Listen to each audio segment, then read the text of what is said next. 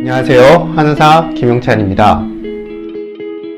대량 생산되는 상업화된 작물은 반복된 교배를 통해서 모양이 크고 예쁘고 생산량이 많고 맛이 좋은 방향으로 변했습니다.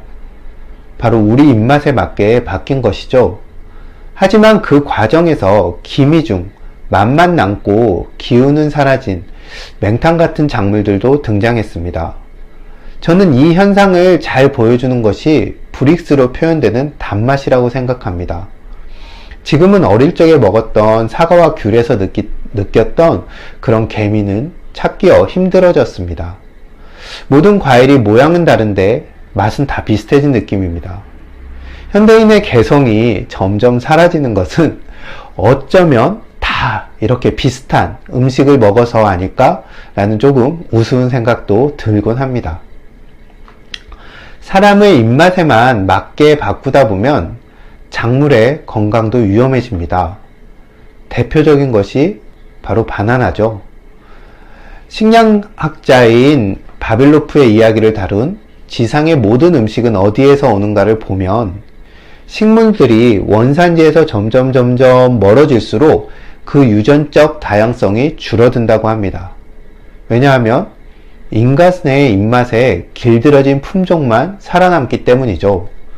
어떤 종의 본래 특성과 야성을 잃은 식재료들로 만든 음식이 과연 우리에게 필요한 힘을 충분히 키워줄 수 있을지 의문입니다.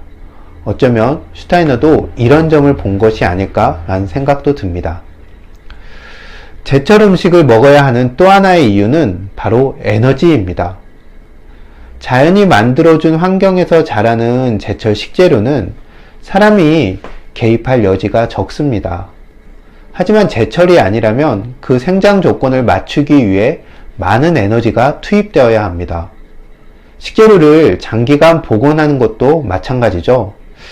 그 영양이 신선한 제철 식재료에 비해 떨어지는 것은 물론이고 여기에도 보관하고 저장하는데도 많은 에너지가 투입되어야만 합니다.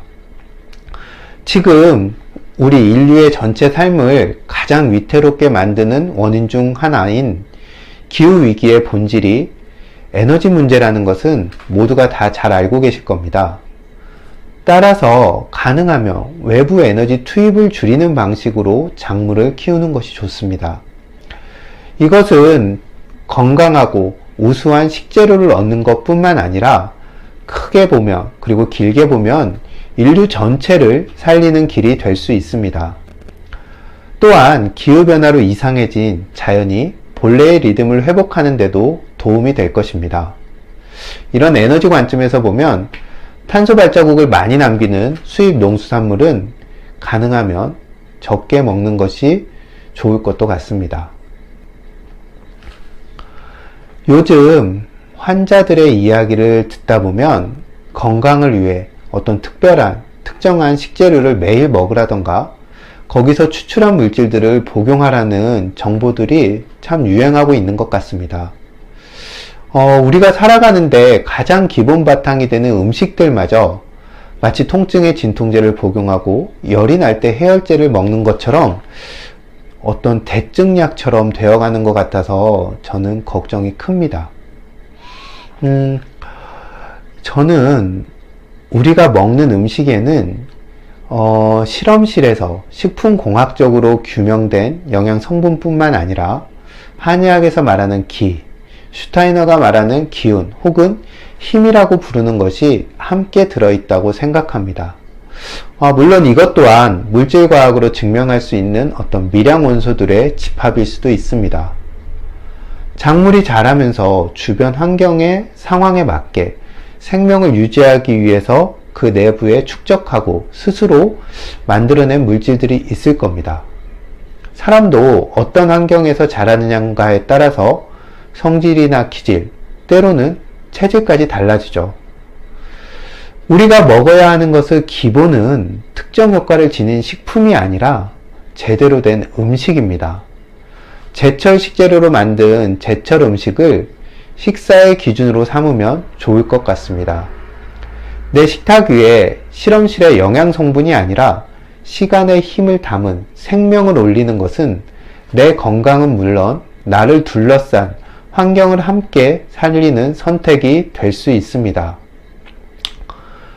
홍길동전으로 유명한 허균이 쓴 글 중에 도문대작이란 작품이 있습니다. 도문대작은 고깃집 앞에서 크게 이렇게 씹는 흉내를 낸다는 뜻인데요.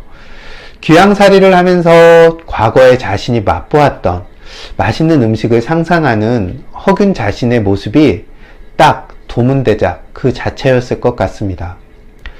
여기에는 자신의 외가인 강릉에서 먹었던 방풍죽 이야기가 나옵니다.